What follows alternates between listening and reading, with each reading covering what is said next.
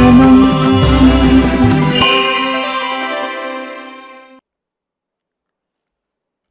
सभाय नमः।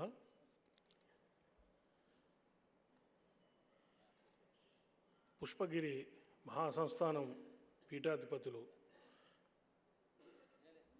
వారి పాదపద్మాలకు నమస్కరిస్తూ వేదిక మీద ఉన్న పెద్దలు ఎండోమెంట్స్ కమిషనర్ గారు హనుమంతరావు గారు, రాధాకృష్ణ గారు, మా జగన్మోహన్ శర్మ గారు, మిగతా పెద్దలందరూ, వేదిక మీద ఉన్న పెద్దలందరూ, వేదిక ముందున్న పెద్దలందరికీ పాదాలకి నమస్కారం తెలియజేస్తూ,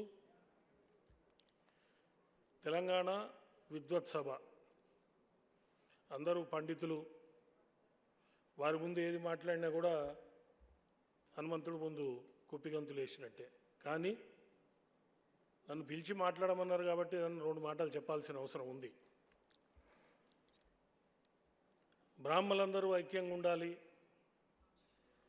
బ్రాహ్మలకి మళ్ళీ పునర్వైభవం రావాలి అనే ఉద్దేశంతో బాస్ అనే ఒక సంస్థ స్థాపించడం, మా దర్శనం శర్మ గారు, మా జగన్మోహన్ శర్మ గారు నన్ను ముందరికి దోచి దాన్ని లీడ్ చేయమంటాం.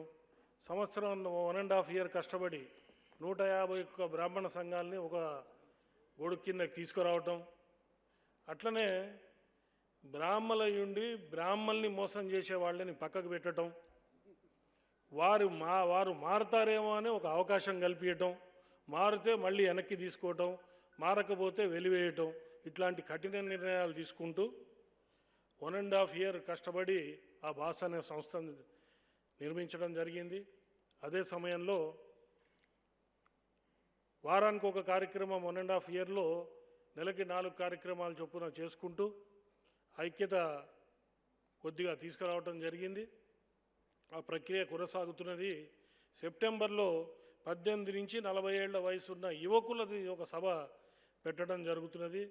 మేమందరం కూడా బ్రాహ్మణ సంఘాల వాళ్ళందరం కూడా మా పగ్గాలు యువత చేతికి ఇవ్వాలి, వాళ్ళు ఇంకొక 30-40 ఏళ్ళు దీన్ని ముందరికి తీసుకుపోవాలనే ఆలోచనతో ఆ బాస్ యువ అనే కార్యక్రమం కూడా దాన్ని కూడా నిర్మించడం జరిగింది. సెప్టెంబర్ 6వ తారీఖు ఆ మీటింగ్ కూడా ఉంది, దానికి పెద్దలందరూ వస్తారు.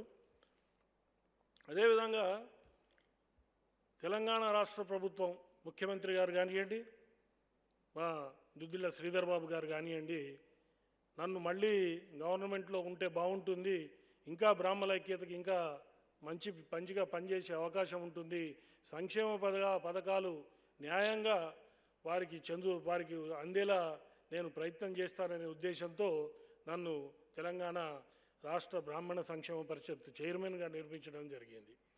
ఒక రకంగా చూస్తే ఇది బ్రాహ్మణులకి ఈ ప్రభుత్వంలో ఉన్నప్పుడు ఈ బ్రాహ్మణులకు ఒక స్వర్ణయుగం వచ్చినట్టే.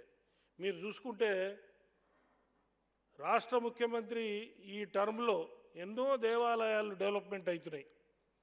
అంటే మీరు భద్రాచలం తీసుకుంటే, బాసర, వేములవాడ, కొండగట్టు, కాళేశ్వరం, ఇట్లా అనేక దేవాలయాలు డెవలప్ చేయడానికి 1000 కోట్లు వారు శాంక్షన్ చేయడం జరిగింది. పనులన్నీ కూడా నడుస్తున్నాయి ఇప్పుడు.